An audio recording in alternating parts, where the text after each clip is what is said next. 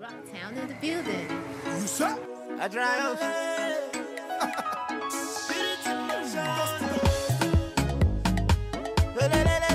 Your praise in the building. Rich boy in the building.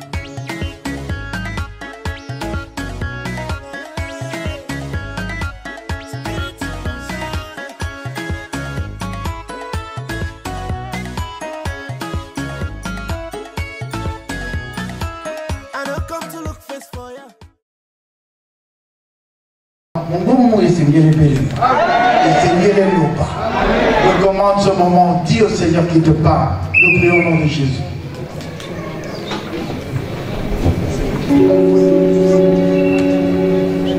Prie bien aimé, prie. Que tu ne passes pas comme ça un après-midi sans avoir le temps d'écouter la voix du Seigneur. Que Dieu te parle. Que Dieu te parle. Que Dieu te parle. Que Dieu te parle. On a dit que le ciel s'était ouvert. Et il y a une voix qui doit retentir depuis les cieux. Que Dieu te parle. Nous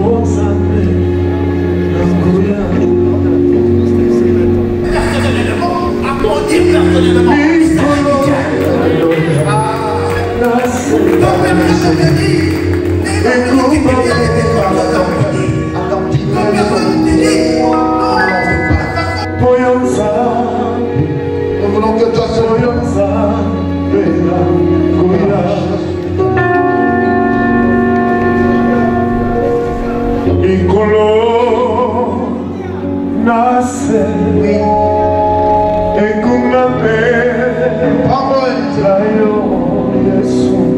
Jésus.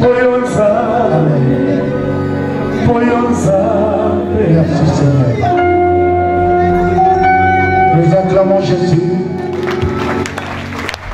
En même temps, tu prends ta Bible, je te prie. Nous allons lire et puis nous allons nous asseoir une fois pour toutes. Nous allons dans le livre de 1 Corinthiens. 1 Corinthiens au premier chapitre. Nous lirons le verset 23 à 24. Je n'attends que toi, ma soeur, qui ouvre ta Bible. 1 Corinthiens 1er, 23 à 24. Je n'attends que toi, mon frère, qui est encore assis. Là, nous voulons honorer l'Éternel notre Dieu. Amen. Je répète 1 Corinthiens, chapitre 1er, du verset 23 à 24. Je lis au nom de Jésus-Christ. Nous prêchons Christ crucifié. Scandale pour les Juifs et folie pour les païens. Mais puissance de Dieu et sagesse de Dieu pour ceux qui sont appelés tant Juifs que Grecs. Alléluia. Nous allons dans le livre de Genèse. Genèse, le 3e chapitre. Versets 14 à 15. Je lis au nom de Jésus-Christ. L'Éternel Dieu dit au serpent, puisque tu as fait cela, tu seras maudit entre tout le bétail et entre tous les animaux des champs. Tu marcheras sur ton ventre et tu mangeras de la poussière tous les jours de ta vie. Je mettrai inimitié entre toi et la femme, entre ta postérité et sa postérité. Celle-ci t'écrasera la tête et tu lui blesseras le talon. Parole du Seigneur. Amen. Nous pouvons nous asseoir. Amen. J'ai intitulé le thème de ce matin, Christ, bonheur pour l'humanité. Je rappelle, Christ, bonheur pour l'humanité. Je croyais qu'il y avait quelqu'un qui serait dans la joie de savoir que Christ est le bonheur pour l'humanité. Amen. Bien-aimé, je rejoins l'apôtre Paul ce matin. Lui qui a déclaré, là où nous venons de lire dans le livre de 1 Corinthiens, il dit, pour lui, sa prédication, son message de base, c'est Christ crucifié. Alléluia. Pourquoi lui, il insiste en disant que son message ne tourne que sur Christ crucifié? Parce qu'il savait que tout a commencé par là. Le bonheur de l'humanité a commencé par là. Amen, amen. Bien-aimé, au travers de l'œuvre que Christ a effectuée sur la croix, l'humanité tout entière a été sauvée. Amen, amen. Au travers de l'œuvre du Christ sur la croix, la colère de l'Éternel qui pesait sur l'humain a été effacée. Alléluia. Bien-aimé, c'était une colère, mais alors ardente. Et il n'y avait personne, bien que les sacrifices, bien que tout qu'on pouvait faire, qui pouvait calmer la colère de Dieu. Mais l'acte du Christ à la croix a suffi pour effacer sur nous la colère de Dieu. Alléluia. Alléluia. Et au travers encore de cet acte, bien-aimé, j'aimerais dire à quelqu'un, il nous a encore rapprochés de Dieu, nous qui étions éloignés de sa présence. N'est-il pas merveilleux ce Dieu? Je me dis pourquoi l'homme d'aujourd'hui ne considère pas ou ne donne pas de valeur à cette prédication du Christ crucifié. C'est la base pour l'Église. Lorsque nous entendons un tel message, lorsqu'on nous parle de la crucifixion du Christ et de sa résurrection, bien aimé, l'Église doit être dans la joie. Y a-t-il un heureux qui peut acclamer l'Éternel ce matin? Alléluia. Non, acclame-le comme un homme qui croit réellement ce qu'il entend. La parole dit la foi vient de ce qu'on entend. Et ce matin, je te parle de Christ crucifié. Alléluia. Et dans le deuxième verset, celui de Genèse, je l'ai placé pour nous aider à comprendre une chose. Pour nous aider à comprendre le bénéfice que nous avons reçu au travers du Seigneur Jésus-Christ par sa venue. Alléluia. Le bénéfice que l'humanité a reçu au travers du passage du Christ sur cette terre des humains. Amen, amen. Nous avons lu là où l'homme, c'est-à-dire Adam et Ève, ont eu à pécher devant Dieu, à désobéir. Et Dieu, dans sa colère, a commencé à dresser sa sentence. Il a commencé par l'homme, puis sur la femme. Mais là où nous avons lu, c'est quand Dieu se retourne enfin vers le serpent. Amen. Il lui dit, toi serpent, vu tout ce que tu as fait, à compter de ce jour, tu seras maudit. Alléluia. Tu seras maudit. J'aimerais dire à quelqu'un, en vérité, lorsque la Bible évoque le serpent, il ne s'agit ni d'un boa, ni d'un cobra, ni je ne sais pas de quel reptile encore. Mais il s'agit de ce que la Bible appelle le serpent ancien, c'est-à-dire le diable lui-même. Alléluia. C'est-à-dire que après avoir commis ce qu'il a commis au ciel, après avoir sémé le trouble au ciel, et qu'il n'avait plus de place pour lui, la Bible dit qu'on l'a repoussé sur la terre, il ne s'est pas arrêté. Il est encore venu détruire le bonheur, la joie, la paix, la vie de l'humain. Alléluia. Et ce qui est pire dans tout ça, c'est qu'il va traiter Dieu de menteur. Car il dit, c'est faux. Si vous ne mangez pas de ce fruit, c'est parce qu'il craint que vous deveniez comme lui. C'est-à-dire, il a traité Dieu de menteur. Alléluia. C'est alors que l'Éternel a dit, autrefois je t'avais simplement chassé, mais cette fois-ci je vais parler. Alléluia. Il dira au diable, à compter de ce jour, je te maudis. J'aimerais dire à quelqu'un qu'on arrête de te dire que toi tu es maudit. Parce que de la bouche de ton Dieu, il n'a jamais dit que toi tu étais maudit. Alléluia. Mais il n'y a qu'un seul dont Dieu a eu à parler personnellement, à maudire personnellement. Il s'agit du diable. Ah. Que personne ne te dise, même en nous qui est bien, c'était comme chose à maudire. Que personne ne te dise, non, la façon dont je vois les choses, sûrement il y a une malédiction qui pèse sur toi. Il n'y a que le diable qui soit maudit. Alléluia. Et c'est une malédiction éternelle. Mais lorsque ta famille te maudit, c'est une malédiction instantanée qui peut passer, momentanée, qui peut être effacée. Alléluia. Il lui dit, toi diable, tu seras maudit. Il ne s'arrête pas là, il dit, ah, désormais, tu vas marcher sur ton ventre. Mais c'était synonyme de dire que toute la fierté, tous les honneurs que Dieu avait pu placer en Lucifer a été ôté. Amen, amen. Alléluia. Moutako Sayoti, marche la tête haute. C'est toi qui es admis à marcher la tête haute. seulement le diable qui n'a pas droit à marcher la tête haute. Alléluia. Voilà pourquoi il lui dit, tu vas rentrer désormais.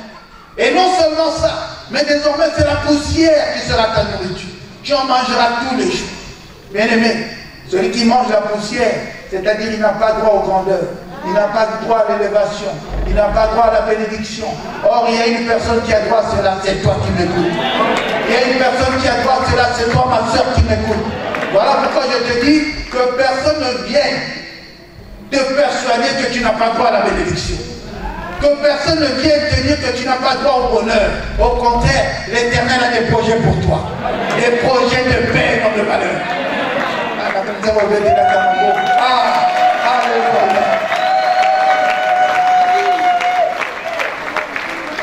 Bien aimé, il continue, il dit, je place inimitié entre toi le serpent, ou le diable si vous voulez, et la femme. Et il continue, il dit, entre ta postérité et la postérité de la femme, n'est-ce pas? Maintenant, je me pose une question. Est-ce que le diable avait une postérité? Je dirais, Dieu voyait déjà l'idée, la pensée du diable. Le diable savait que je ne peux pas être tout seul. J'ai besoin d'une troupe. J'ai besoin d'une équipe. J'ai besoin d'une foule derrière moi. C'est-à-dire, je ne veux pas périr tout seul. Ah ouais. Alléluia. D'où il va former des petits diables qui vont faire, on va dire, une ligue pour pouvoir combattre. Alors Dieu, sachant cela, Dieu dit déjà, toi et ta postérité, c'est-à-dire la diable, alléluia, je place inimitié. Inimitié veut dire hostilité qui sera permanente. C'est-à-dire un conflit de génération en génération. Alléluia. Entre ta postérité et la postérité de la femme. Une autre question. Aujourd'hui, c'est des questions pour que tu puisses comprendre la Bible. Alléluia. Est-ce que la femme peut posséder une postérité? Eh bien, tout le monde là. Est-ce que la femme peut posséder une postérité? Parce que dans cette même Bible, on nous dit postérité d'Abraham, postérité de David. On n'a jamais vu postérité de Bernadette. Alléluia. C'est-à-dire que l'homme seul est habilité à posséder une postérité. Mais Dieu a compris que la postérité de l'homme, ou la semence que l'homme pose sur la femme, ne serait jamais capable de vaincre le serpent. C'est-à-dire tout homme ou tout enfant qui naîtra de l'homme sera incapable, impuissant devant le diable. Alléluia. Alors Dieu va changer de méthode. Dieu dira, il faut que je puisse prendre un autre qui sera supérieur au serpent, supérieur au diable, et que lui puisse naître de la femme pour que celui-là écrase la tête du serpent. Amen, amen. Alléluia. Or, lorsqu'on parle d'un être supérieur, je vous rassure, c'est Dieu lui-même. Ah, on a l'amour. C'est Dieu lui-même. Alléluia. C'est-à-dire que l'Éternel a annoncé la venue du Christ, a annoncé la venue du Messie depuis le livre de Genèse. Ils seront tous des yes. Alléluia. Gloire au Seigneur. Il dit, je dois placer une postérité.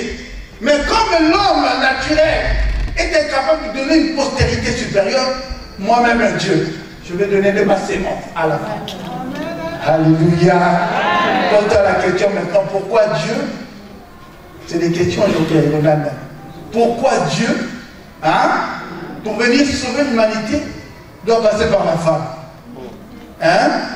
Dieu a compris les choses. Le diable avait réussi à humilier, à faire de la femme un sujet de honte. Amen, amen. Par la femme, le péché est arrivé. Par la femme, le régime de Dieu est passé. Par la femme, la mort est parvenue sur l'humanité. N'est-ce pas?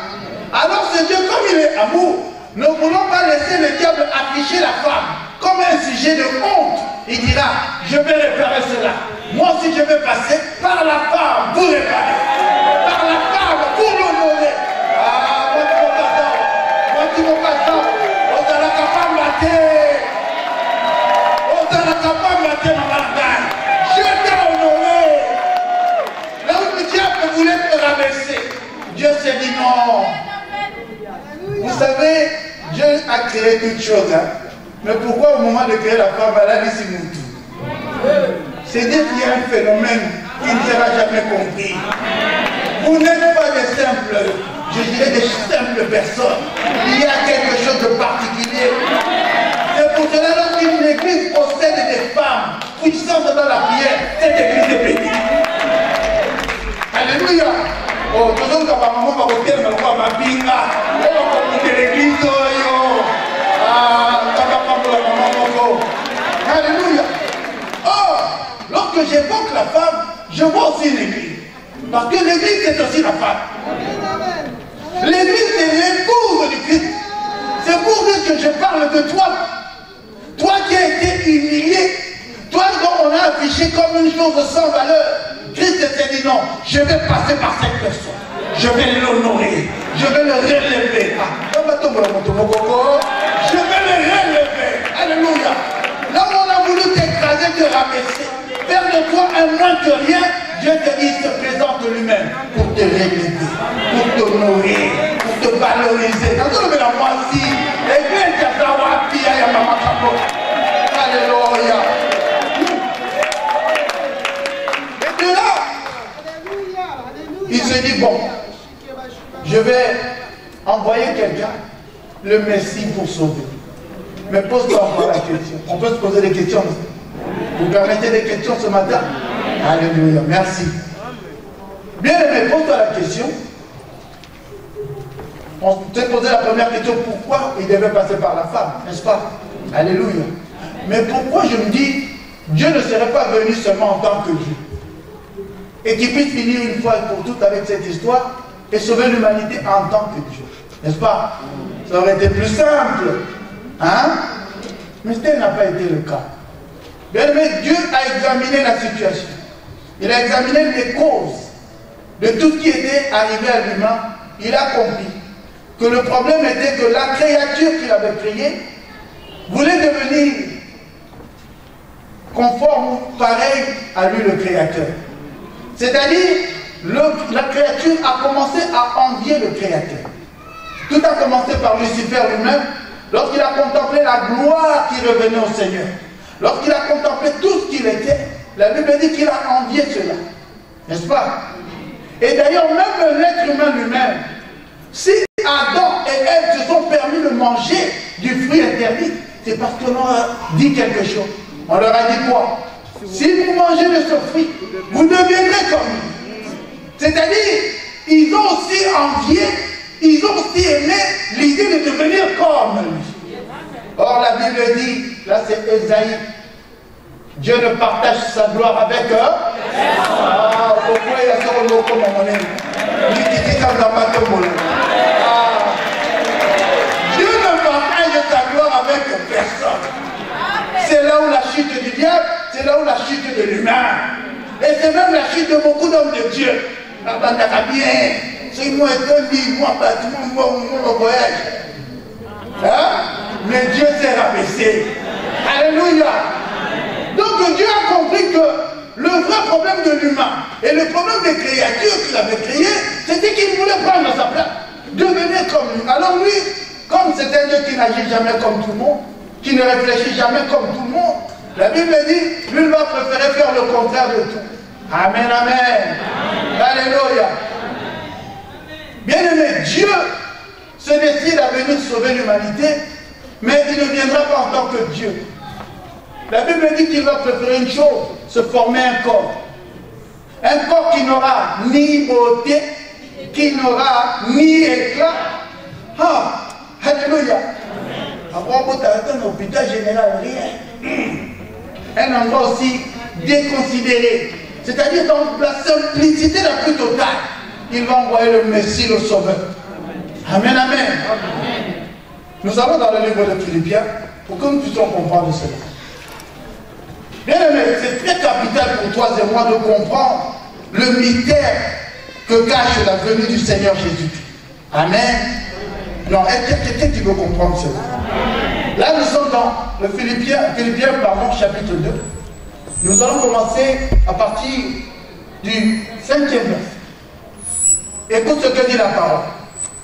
Ayez en vous les sentiments qui étaient en Jésus-Christ, lequel, existant en forme de Dieu, n'a pas regardé comme une proie à arracher d'être égal à Dieu.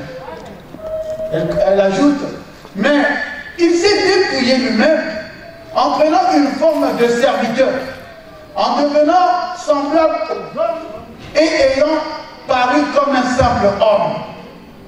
Verset 8, il s'est humilié lui-même, se rendant obéissant jusqu'à la mort de la croix.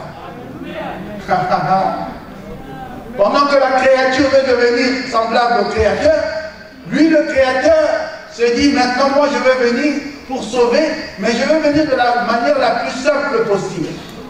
Ni beauté, ni éclat. Amen, amen. Alléluia. Et il ne s'arrête pas là, la Bible confirme qu'il s'est dépouillé de sa gloire. Donc lorsqu'il était ici, il était difficile de comprendre que celui-ci, c'est le Messie. On voyait un charpentier, le fils de Joseph et de Marie. Hein? Alléluia. Quand il vendait ses petits tabourets aux Cacolabé, hein? On ne savait pas qu'en lui était le Messie.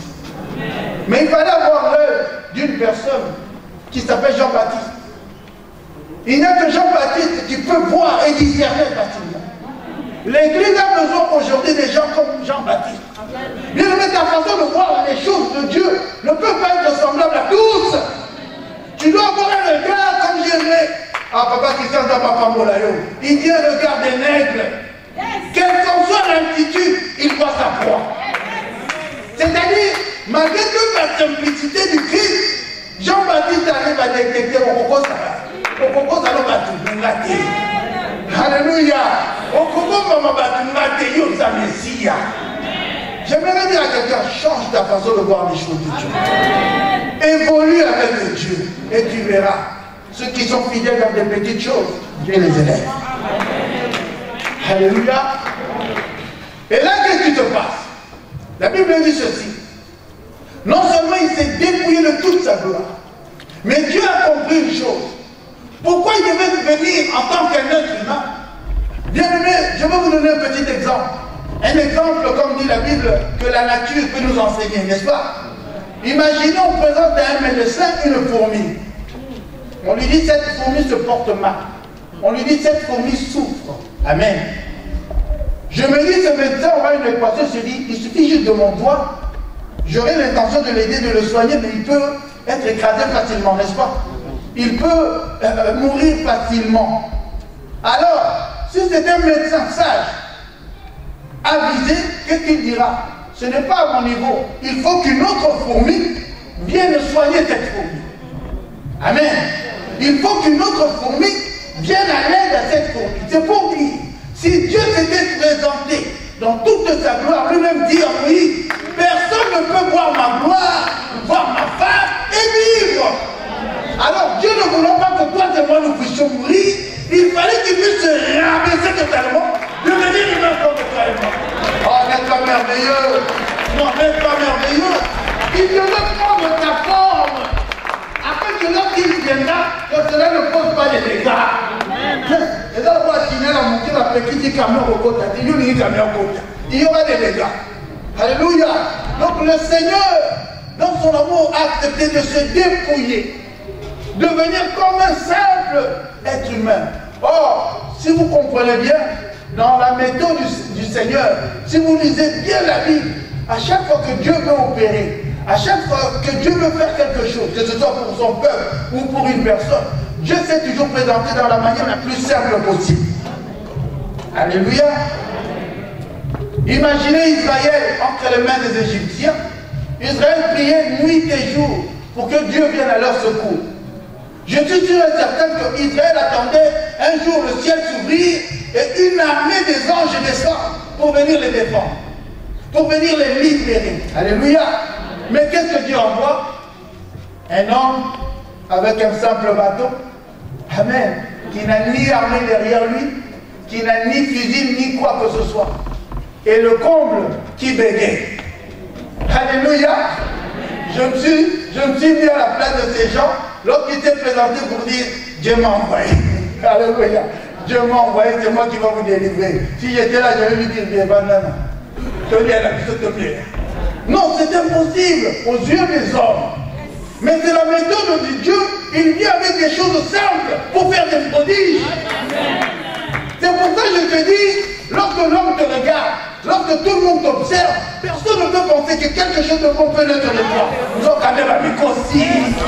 Ah, de toi émergera des grandes choses. Car en toi se trouve la grandeur.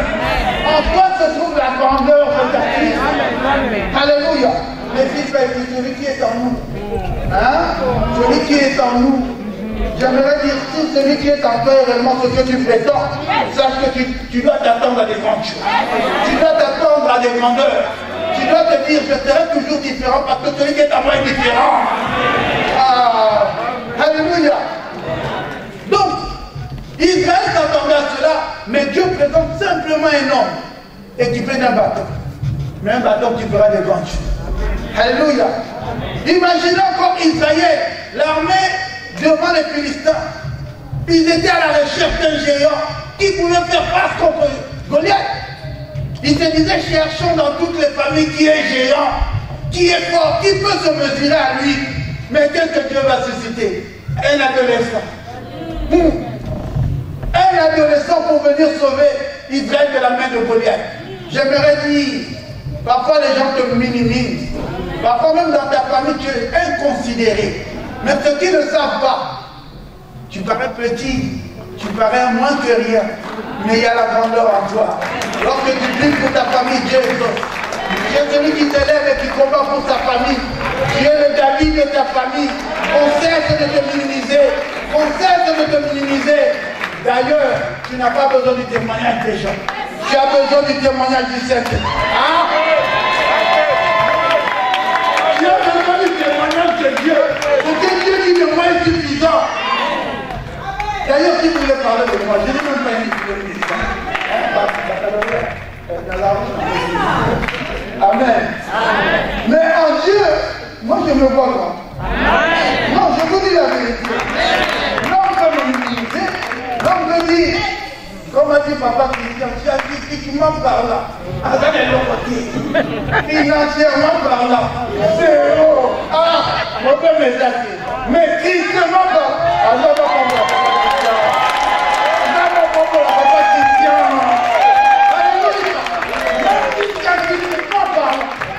socialement parlant, ou je ne sais pas moi parlant, moi je te dis Christement parlant, dans ta derrière tout, dans ta monnaie. Alléluia. Christement parlant, je suis appelé à la grandeur. La commune, on n'a jamais bamba. Alléluia. Ma soeur, si un jour un frère t'aborde au boui et il t'insulte ma belle-mère bamba, dis-lui ma belle-mère, pétrole, essence, diamant, Dieu ses amis. Oh bamba, tiens. Alléluia. Qu'on cesse de te minimiser. Et toi ne te sous-estime pas. Parce que tu as le Dieu des grandeurs. Non, est-ce que quelqu'un comprend? N'est-ce pas que c'est un bonheur pour l'humanité? Voilà que il vient dans toute la simplicité possible. Mais pose-toi une question. Il va naître et la Bible dit qu'il a vécu 33 ans. Et d'ailleurs, pour commencer à se révéler réellement en tant que le Messie, en tant que le Christ, c'est à la 30e année. Mais pose-toi une question. Qu'est-ce qu'il faisait un peu de temps? 30 ans durant. Il s'entraînait? Il trouvait que la mission était tellement difficile, il avait peur. Qu'est-ce qu'il attendait? 30 ans. Amen. Pose-toi la question, est-ce que c'était 30 ans perdus, des années inutiles? Pose-toi la question. Il a été ici pendant 33 ans, mais il a agi comme étant le Christ seulement 3 ans. Donc 30 ans charpentier. Alléluia. Amen. Tu t'es déjà posé cette question? Amen. 30 ans. Où il était dans l'anonymat total. 30 ans. Où personne ne pouvait détecter ce qu'il avait, ce qu'il ferait, ce qu'il sera, ce qui était sa mission. 30 ans. Mais j'aimerais rassurer à quelqu'un, ce n'était pas 30 ans inutiles ou 30 années perdues comme ça. D'ailleurs, le Christ, c'est-à-dire qu'il ne redoutait pas la situation. Mais Il a vécu 30 ans avec l'homme. Parce qu'il voulait d'abord, avant de commencer à agir, comprendre réellement la souffrance de l'homme. Comprendre réellement le problème de l'homme. Alléluia. C'est pour ça que je te dis, il arrive parfois, tu te dis, j'ai prié. Ça fait 3 ans, je suis sur le même sujet. Il n'y a pas de réponse. Ça fait 3 ans, je prie. Mon problème ne change pas. Mais je vais te dire, il y a un Dieu qui t'observe. Il observe ton problème attentivement. Afin que lorsqu'il se lèvera, ce ne serait plus l'observateur, mais le Messie. Celui qui détient la solution à tout. Et lorsqu'il agira, ce sera pour que toi tu ne puisses pas lui dire, Seigneur, tu as oublié un détail. Amen, amen. Il le fera tellement bien. D'ailleurs, la Bible dit, il agit toujours, il répond toujours au-delà même de nos attentes. Amen, amen. Dieu observe ton problème. Dieu observe ta situation. Mais comme lui-même le dit, il y a aussi un temps pour tout.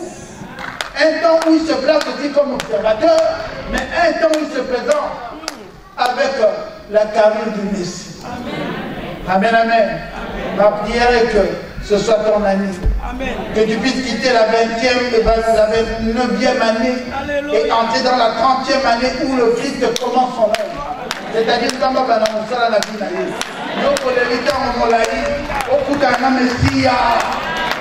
il a observé longtemps ton problème. Il a observé longtemps ton problème. Que Dieu te bénisse vraiment. Mais que cette fois-ci, il puisse s'élever. Qu'il puisse s'élever comme étant le Messie pour mettre un terme à ton souci. Pour mettre un terme à tes problèmes. Alléluia. Mais pendant 30 années, il a dû observer, il a vu des malades, il a vu des paralytiques, il a vu des boiteux, il a vu toutes sortes de situations. Et lorsqu'il a bien compris cela, maintenant qu'il s'est levé, la Bible dit, il allait faisant des prodiges partout, opérant des miracles partout. Il suffisait qu'il parle, là où le médecin n'a jamais pu, il y avait la guérison. Donc que Dieu parle pour quelqu'un ce matin. Que Dieu parle pour quelqu'un ce matin. J'ai dit à un malade, là où il n'y a aucun remède pour toi, Jésus qui est le véritable remède. J'ai dit à un, il y a même des paralytiques parmi nous. Mais les paralytiques, ce n'est pas physique, c'est lorsqu'une vie n'avance pas. C'est lorsqu'une vie est totalement, on va dire, elle est statuée quelque part. Mais je vous annonce, il y a un homme qui sait faire pour que le paralytique puisse se lever. Il s'appelle Jésus-Christ de Nazareth.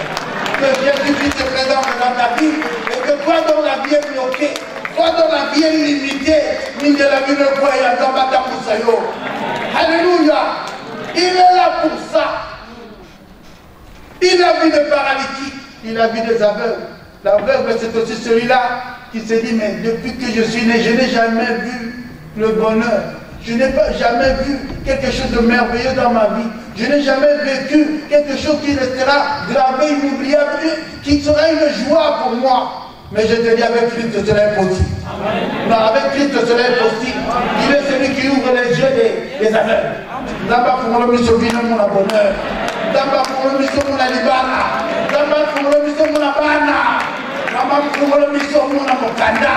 Donc, quand on verra le moko, d'abord pour le Christ. D'abord pour le papa. Non, bien aimé, il y a un temps où Dieu se présente devant l'aveugle. La Bible dit, il parle seulement. Il dit, je le veux. Je le veux. C'est pour dire à quelqu'un ce matin, je le veux. Il veut ton bonheur. Je le veux. Il veut ta libération. Je le veux. Il veut que ta vie change. Je le veux. Ah, Zamba c'est béni. Zamba c'est béni. Zamba c'est béni.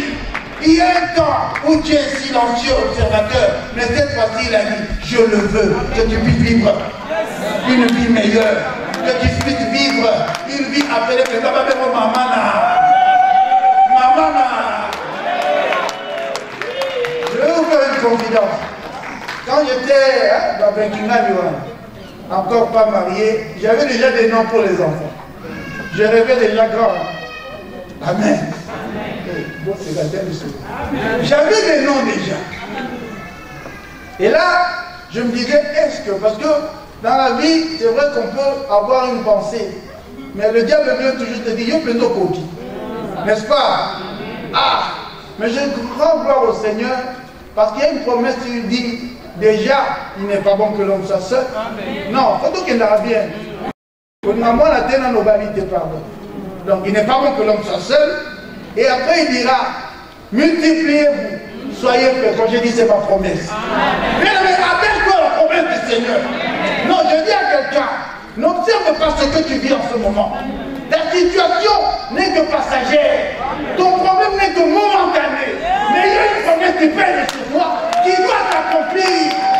Là, on ne va pas dire la proposer la collecte, même si cela tarde, j'attendrai. Bien-aimé, moi je te dis, ça ne va plus tarder, tu vas la vivre. Parce que le Seigneur t'a dit, je le veux.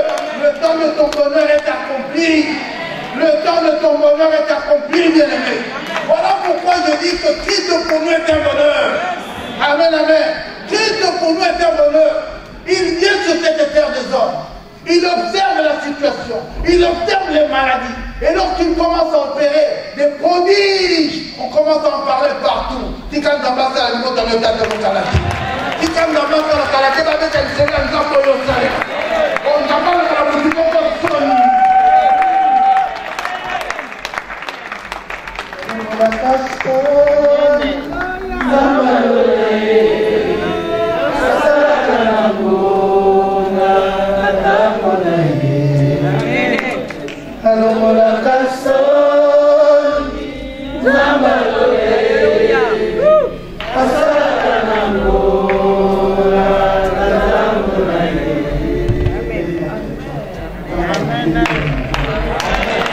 la foi vient de ce qu'on entend.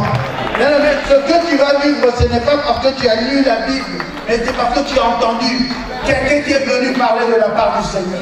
Et ceux qui viennent parler de la part du Seigneur, la Bible dit, c'est poussé par l'Esprit. C'est poussé par l'Esprit. Mais je n'ai pas dormi jusqu'à 3 heures. Je ne savais même pas où commencer. Mais Dieu m'a dit seulement ceci. Dis à mon peuple que moi-même, je me suis présenté. Que moi-même, je me suis présenté. Je viens ôter la honte dans une vie. Je viens ôter l'humiliation dans une vie. Je viens changer l'identité d'une personne. Je viens. Oh, ça m'a donné pour la yo, bien aimé. Alléluia. Mais une chose que tu dois comprendre. Lorsque le Seigneur Jésus-Christ opérait ses prodiges et ses merveilles, lorsqu'il voyait un malade qui lui demandait, Seigneur, ne me laisse pas comme ça. Lorsqu'il entendait Bartimée crier, fils de David, lorsqu'il voyait les lépreux le suivre et dire, aie pitié de nous. Bien aimé, s'il faisait toutes ces choses, s'il répondait favorablement, c'était parce qu'il avait un but. Nous montrer comment était réellement le cœur de Dieu. Un cœur bon. Alléluia. Dieu était caché en Jésus et il fallait que Jésus révèle Dieu. Est-ce qu'on comprend? C'est-à-dire qu'il a compris que beaucoup sont ignorants. Beaucoup se disaient, nous subissons la colère du Seigneur. Nous subissons le rejet du Seigneur. Nous subissons, c'est-à-dire, Dieu nous a repoussés. Or, Dieu ne repousse jamais son peuple. Amen. Dieu ne repousse jamais son peuple. C'est pour te dire, ta situation, oui, elle a duré, elle a tardé, mais tu n'étais pas seul dans cela. Il y a un Dieu qui était là. C'est pour te rassurer ce matin. Bien-aimé, le temps de Dieu a sonné. Le temps de Dieu a sonné. Le temps de Dieu a sonné.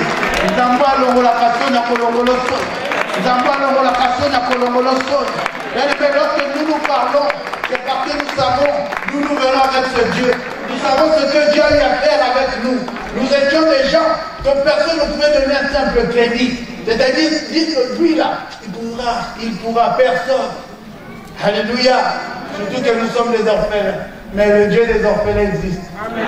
Ah, le Dieu des orphelins existe.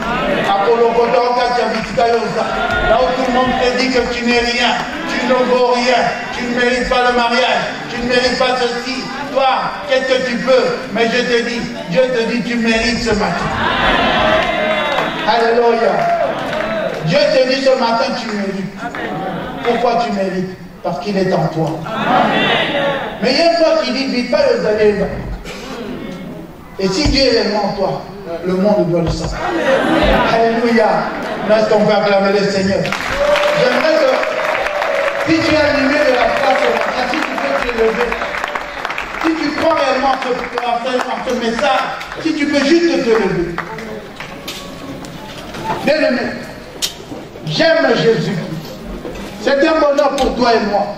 Mais ce n'est pas une formalité, ce n'est pas une simple théorie, c'est une puissance. Voilà pourquoi on a dit, Christ crucifié, c'est une folie, un scandale pour les Juifs et pour les païens. Mais c'est une puissance. Alléluia. J'aimerais dire à quelqu'un, Christ qui est en toi est une puissance. Et ce qu'il t'a promis, lui qui n'a jamais menti, il l'accomplit bientôt. Je ne vais pas dire qu'il l'accomplira parce que le futur c'est incertain. Je te dis juste bientôt. Tout est question de foi. Si tu peux lever ta main et commencer à dire merci au Seigneur. Commencer à lui dire Seigneur, je m'attache à ta promesse et je le crois. Au temps opportun, tu agiras. Au temps opportun, tu te manifesteras. Oui, je vivrai la grâce. Oui, je vivrai la grâce. Si tu le crois, élève ta voix, élève ta voix. Élève ta voix. Commence à réitérer ta confiance, ta foi à ce Dieu-là. Élève ta voix, bien-aimé. Élève ta voix, mon frère, ma soeur. Élève ta voix. Dis-lui, Seigneur, je crois. Je crois que tu ne m'as pas oublié. Je crois que tu ne m'as pas abandonné. Je crois que tu es là et que tu agis. Alléluia.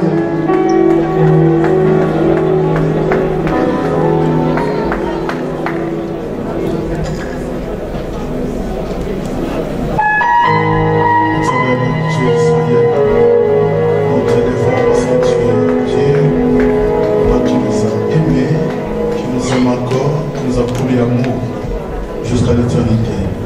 Merci parce que ton nom c'est l'éternel. Le Dieu qui n'a ni commencement ni fin.